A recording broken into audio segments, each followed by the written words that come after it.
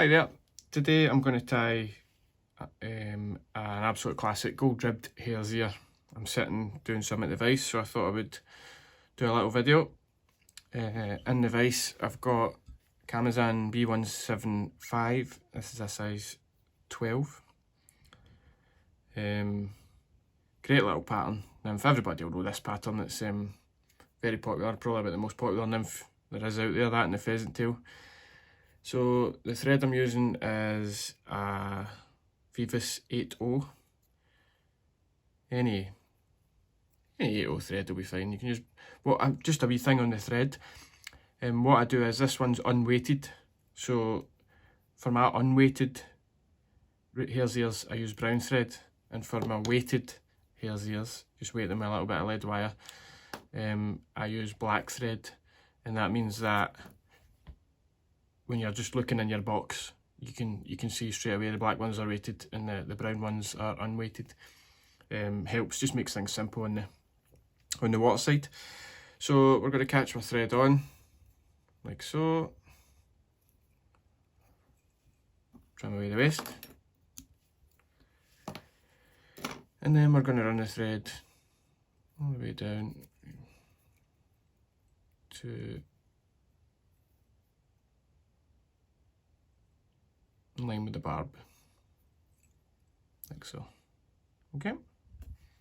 Sorry, the vise is moving about a bit. For the tail, you can use lots of different things. For the tail, you can use pheasant tail. You can use what I'm going to be using today is this is body fur from hare. It's hare's body fur.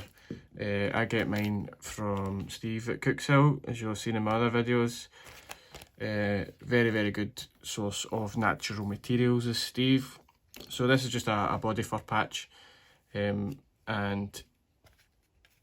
what I'm going to do is just take a wee pinch. We'll see if you can see that in the video. Take a wee pinch of the hare's ear like that. They'll line up when you take a wee pinch like so.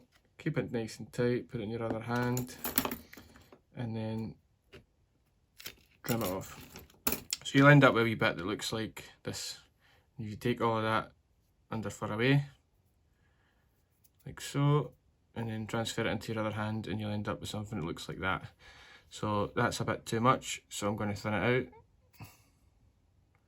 You'll get your proportions right, what you want for your tail. It's actually sometimes easier to thin it out with a pair of tweezers. Maybe if you're take your time with this, you'll get, you don't want too much. And the long ones at the end, you can get rid of them until you end up with what you want, like so. These don't need to be, you can stack these if you want, but you don't really need to. I'm not really fussy that way. Just trying to do this so you can see it in the video. Just taking away as much as you want. You can judge if you want more in your tail. So I'm quite happy with that. So tail length, I want same length as the body, roughly. So I'm going to, that'll do me there. I don't like my tails too long, so that looks about right to me. Transferring into that hand, and I'm keeping everything nice and tight. Up in one pinch and look to secure that, like so. A couple of turns to secure it. Just make sure it's sitting how you want it, like so. And I'm going to trim this away. Now I've trimmed that to, I've left about a third. So for proportions on this, the thorax should be about a third. And I'm just going to tidy that all up. There we go. I'll keep that nice and secure.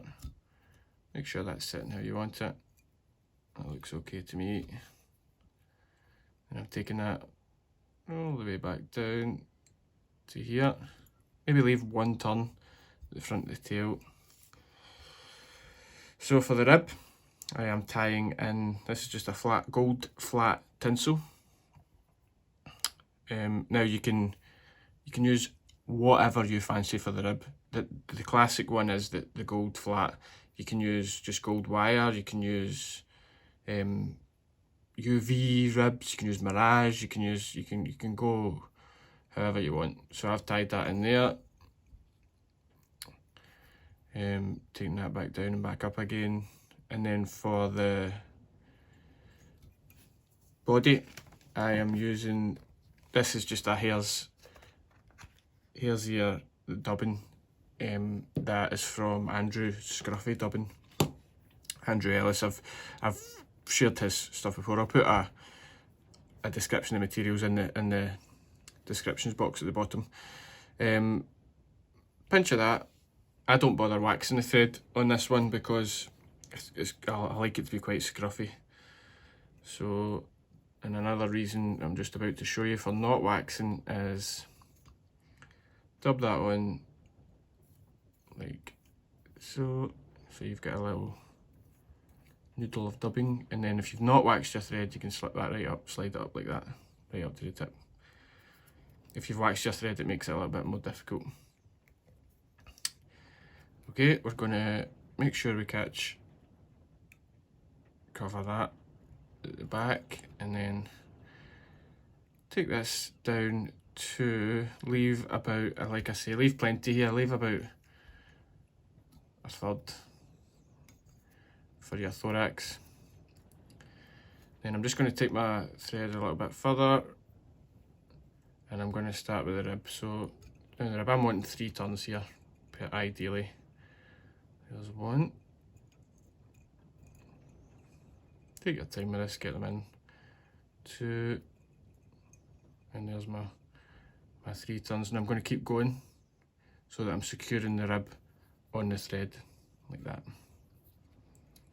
Couple of turns to secure that in, couple of turns at the front, and then hold your thread tight like this, and you can just bend and break that away. Take your time, it'll go away. There you go, that's you. So at this point, I'm just going to roll these in my fingers like that, just to roll them forward, and then I'm going to take the thread up and back forward again. That's just going to secure that wire in. Now at this point, if you want, you can, any real loose fibres here that you don't like, you can come in with the tweezers or the scissors, and you can be as fussy as you want or not. Fish like these scruffy, so I'm not going to be too fussy. Get that rolled in your fingers and it'll look quite a nice profile, like so. Now for the thorax cover, I'm going to be using pheasant tail. This is just natural pheasant tail. Just take a little pinch like this. Maybe, I don't know, what is there in there? Half a dozen, maybe 7 or 8 fibres. You can pull these off, but I like to just trim them. Leaves you with a little bunch like that. So as you can see, the natural curve on this kind of takes it up that way. So you want that curving up the way so that when you fold it back, it's fine. Now, I'm not going to tie these in right at the tip because that can be quite delicate. So I'm just going to take away the tips like that, and then we're going to offer this up right on top. We give it a little pinch and loop, catch it in like that, make sure it's sitting on the top, and then we're going to take a thread up and back down. There. I'm leaving about 1 mil at the head for my head. Again, same dubbing again. This time we're going to be a little bit looser or rougher at the front.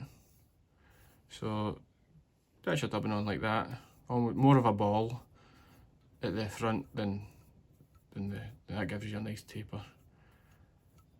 Like that, nice and loose. And then we're going to wind it forward and then back through it, and that'll almost like you're ribbing the dubbing. So take your time with this. 2, 3, up to there, and then back down, and that'll give you a bit of security as well. And we're going to brush these forward.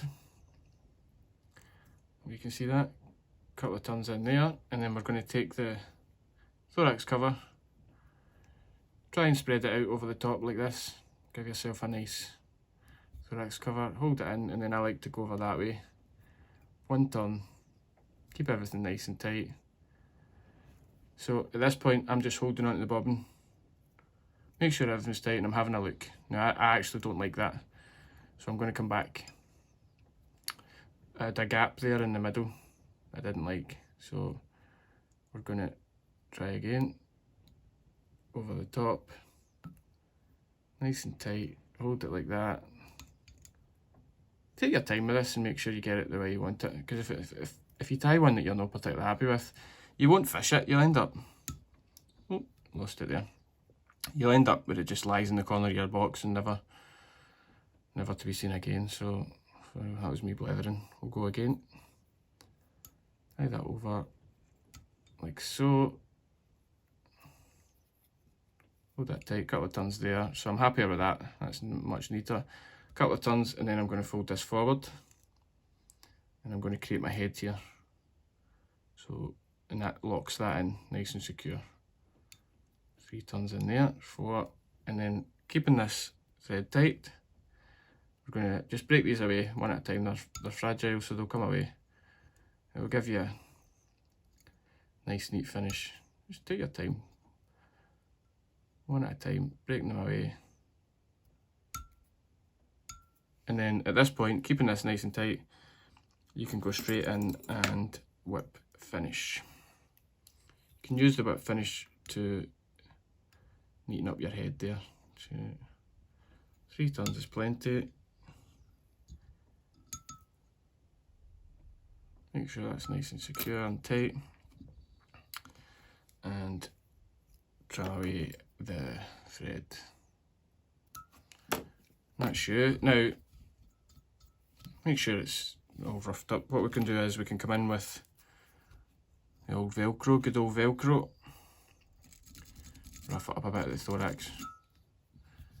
Fish like these nice and rough. The rougher the better. You can tie these on a, honestly these are a proper fish catching fly.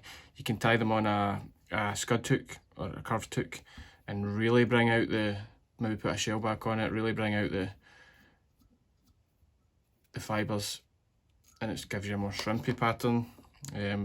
Different ribs give you different reaches you can tie it. I'll maybe do a video of the dial back version of a Hares here. A lot of people like that one. I'm going to not be too fussy here, but I'm going to take away the fibres I don't like. Brush those forward. Now that, you'll fill your box with them, no bother, quite quickly. And that is a real good fish catching fly. Rivers, lochs, I'll catch fish anywhere. And you can just see in the video there a wee fibre that I don't like, but I can't because I'm doing this backwards. So, last thing to do, a couple of drops of varnish on the head. I just like to just touch it with the varnish. Like that. I'm just going to bring that down. This doesn't help you, but it just helps me with this to get the underside. Sorry that disappeared there for you guys. And then that there is your gold ribbed Hares ear. If I can find my pin, just going to make sure that eye is clear with the pin. Don't want varnish in your eye.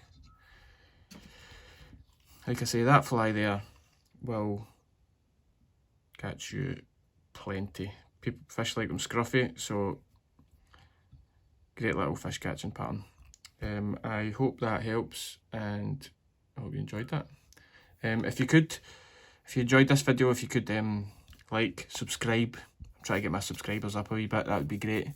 And I appreciate you watching, and I hope that catches you a few fish. Thank you very much.